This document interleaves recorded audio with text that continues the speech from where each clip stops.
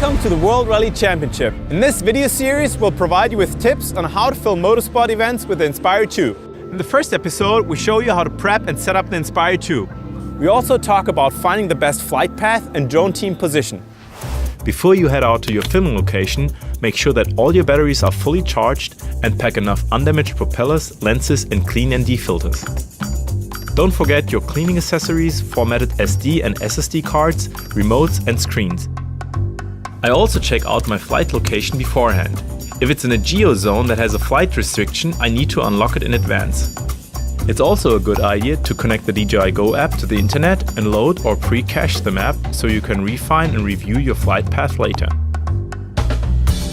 Alright, time to go. Usually the WRC video production team has already pre-scouted the most interesting flight locations on the tracks for us. These locations include tricky corners, bridges and jumps. To create smooth and complex shots at a rally, it's essential to have a pilot who flies the drone, as well as a gimbal operator who controls the camera gimbal. To coordinate your shots, you need to work together closely before and during the flight. Height is good, give me some space. Okay, I got him. Panning around. Okay, going faster. Okay. Once you're at the location, find the best spot for takeoff and landing, and walk the flight path to ensure a clean route. Maintain a safe distance between the aircraft and spectators, crew members, tree branches and other obstacles. Now let's set up the drone. Double check that the airframe, motors and propellers are in a proper state and that the compass and IMUs are calibrated. Check the camera lens and sensor again and attach an ND filter if needed. Make sure that all the DJI Go 4 app settings are correct. I always check the stick mode and make sure that the home point method is set to return to home.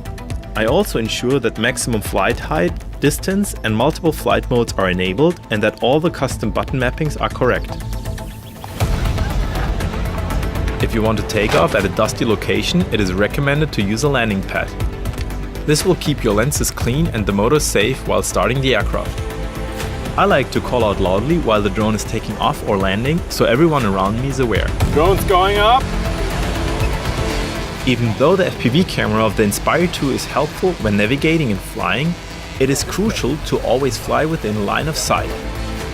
If the drone team's position does not allow an unobstructed view on the approaching cars, it can be helpful to have an assistant in a different location cueing the team in via radio. Car's coming. Otherwise, you can listen to the sound of the car to time your movement. To test and rehearse our shots, we use the safety cars that drive through the stages before the race starts, or we imagine the cars passing by. This helps refining the drone and the camera movement. Alright, so we're done preparing. Time to shoot some great rally shots.